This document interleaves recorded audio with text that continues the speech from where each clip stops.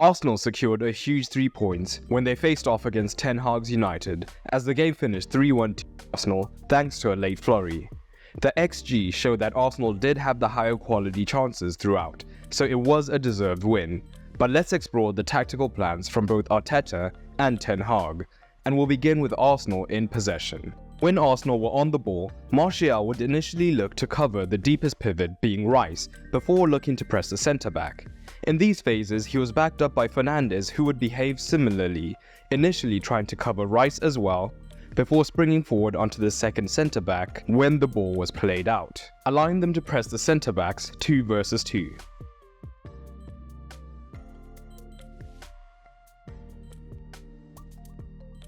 But as we know, Arsenal like to operate with the box midfield at times, with Zinchenko inverting and Havertz in this case and Odegaard pushing higher up into the half spaces, so there would have been potential for United to be overloaded in the midfield. Ten Hag's solution for this? He allowed Antony to push in from wide to be more man-oriented on Zinchenko, meaning that they could have a much more 4 versus 4 situation, as Fernandes was initially on the pivot before looking to press, and as much as possible looked to keep Rice in his cover shadow. This did create space wide left for Arsenal, but Martinelli likes to hug the touchline fairly high up the pitch to stay on the defender's shoulder and potentially counter-attack in behind. And in this match, Havertz did not concentrate on picking up that space to advance the build-up, so having Antony tuck in could be effective at times, and we saw Arsenal making less direct progress through the centre of the pitch. But United's defensive structure when Arsenal were operating in this shape was quite interesting. As we know, this box quickly becomes a front 5 with Odegaard and Havertz pushing higher up, whilst the dangerous duo of Martinelli and Saka would maintain the width. And the goal of this is to have a 5 versus 4 and look to overwhelm United's back 4. And as we've seen in the past, Ben White does not always remain deep and has the freedom to push higher up down the right hand side. And this right hand quadrant is extremely important for Arsenal as it gives them options. With Rice joining in, if Arsenal seek to keep possession on this side, Saka's movement can potentially allow White to overlap and get crosses in. Alternatively, if the side looks to adapt, there's now the opportunity for a man to receive a cutback, either Saka or Odegaard, to then look to have a shot on goal.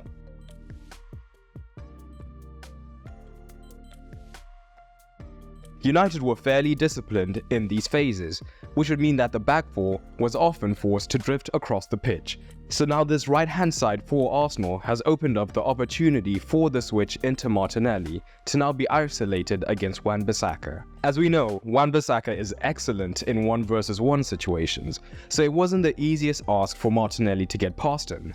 However, Martinelli could still be a threat with dangerous crosses, as we saw for the goal. So where we would see many teams struggle to deal with this 5 versus 4 in this phase, Ten Hag was more than happy to be more conservative, and initially this was through Casemiro being much more man-oriented on Havertz and dropping deep, even into the backline, so that now it was a 5 versus 5 situation with Martinez and Casemiro picking up the men in the half spaces. This could become even more exaggerated at times, as even Eriksen was tasked with being man-oriented on Odegaard in certain deep defensive phases, meaning that at certain moments, United could look like they were lined up in a back 6. This defense-first approach is part of the reason United's passes per defensive action, a statistic for seeing how aggressive a press was quite high, as United often took a long time to win the ball back. What this shape also meant is that there was often a fairly large gap between this backline for United and the double pivots who were drawing the attention of United's higher-ups. And it would have been interesting to see Arsenal be much more aggressive in looking to find men between the lines in these phases, perhaps a winger dropping in, or if Ben White was more willing to invert at times to provide the extra option. However, there was one man who was effective at taking advantage of this space in Eddie Nketiah, who time and again operated pretty much as a false 9 between the lines, picking up the ball time and again in these pockets, meaning that Havertz and Odegaard would often be ahead of him. And Lindelof could be aggressive in these phases, trying to remain fairly man-to-man, and this would create the opportunities for men to run into these spaces and into the box. And this actually led to the disallowed goal.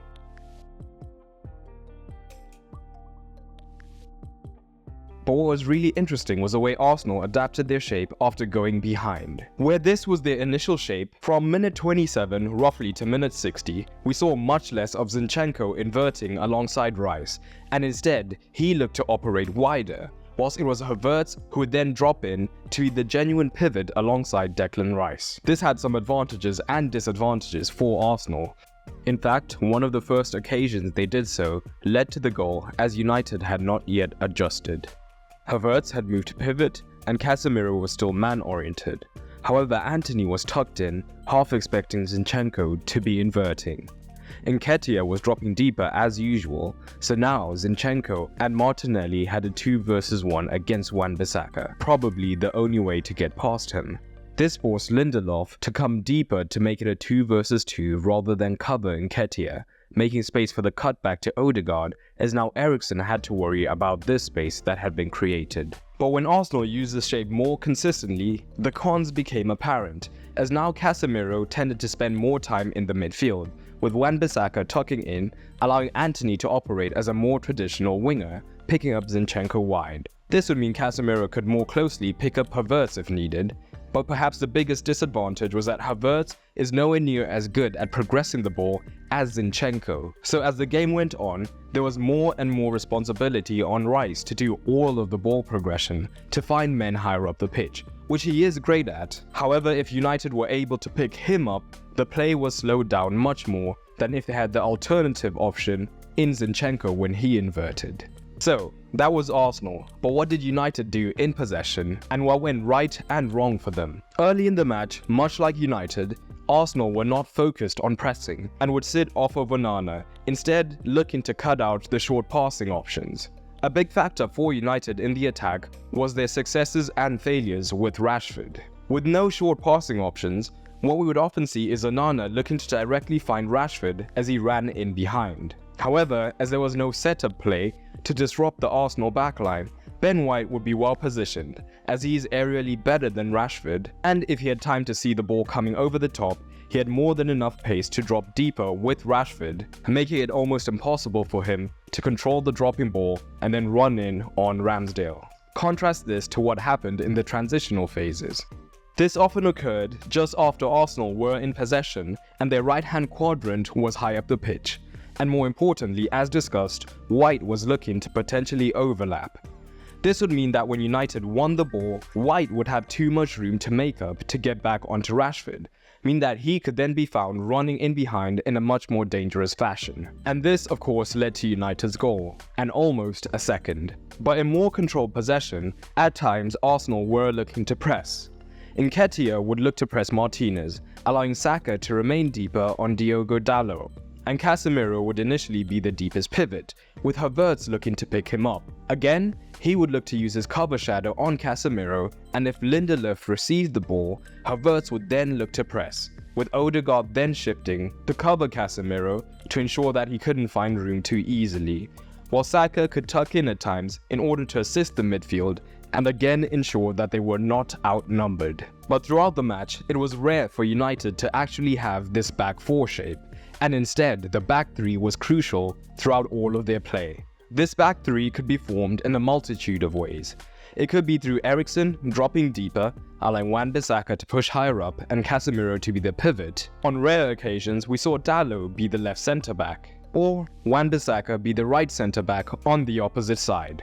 But the two most common occurrences were either Casemiro dropping in between the centre-backs, meaning that Eriksen would now be the deepest pivot, with Fernandes often higher on the right-hand side, or Onana being hyper-aggressive when the ball was deep and becoming the third centre-back himself. Arsenal would still be pressing with their front two, and higher up the pitch this was Havertz and Nketiah, but when Arsenal were defending deeper, it was actually Odegaard who would often join in the higher press. The goal was to draw one of the front two to the man on the ball in the centre of the back three. This would now mean that one of the sides had more space in which to attack and a man could receive the ball and then push higher up the pitch. This was successful at times if the wider centre-back was able to aggressively carry the ball up the pitch.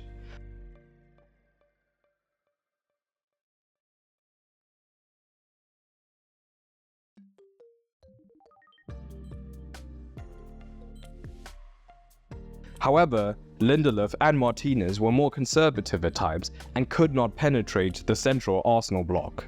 What also made this less effective, particularly when Casemiro was the central centre-back, was that the midfield was struggling in general. So in cases like this, Eriksen would be somewhat isolated and having to do all of the progression. And because an extra midfielder was now committed to the press, even if Fernandes dropped deeper, he could be more closely covered. This shape could have been more effective if either of the fullbacks, Ndalo or Wan-Bissaka, were naturally great at inverting, as they could still have those midfield numbers to make up the difference. Wan-Bissaka did look to invert higher up the pitch, in a role that's more commonly occupied by the free 8, in order to allow Fernandes to come deeper as a pivot.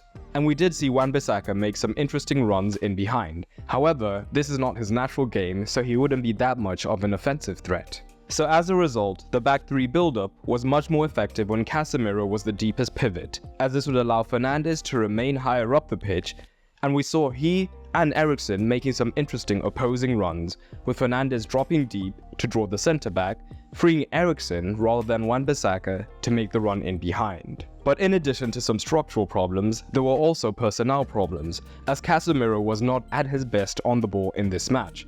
So, at times when he received the ball under pressure, it looked like he might give the ball away, again reducing the confidence to build through the midfield. Additionally, with Wan-Bissaka being high up the pitch, when United did lose the ball, Martinelli looked dangerous when he attacked in behind Lindelof, and on more than one occasion, it looked like this could lead to a goal for the Gunners. As a result, United had to use the flanks a lot more when looking to attack, but this also had problems. On the right hand side, Antony is supposed to be a 1v1 winger, however he struggled to get past his man as he has done of late when he finds himself in these situations. On the left hand side, Rashford was threatening throughout the match, however he is more of a goal scoring winger rather than a creative winger. And all of this meant that when United were in set possession, there was very limited creativity, leading to few dangerous shots. Overall, neither side were at their best in this encounter, but Arsenal were definitely a cut above, showing there is still a decent gap between United and the league's top 2. United could have secured a smash and grab victory near the end to justify Ten Hag's transitional game plan of late, but many United fans would still be hoping to see a clearer identity from United this far into his tenure. For the manager tactical scores, Arsenal were the better side without playing at their best, meaning Arteta earns a 6, whilst Ten Hag only earned a 4.5. But what are your thoughts? Drop them down below.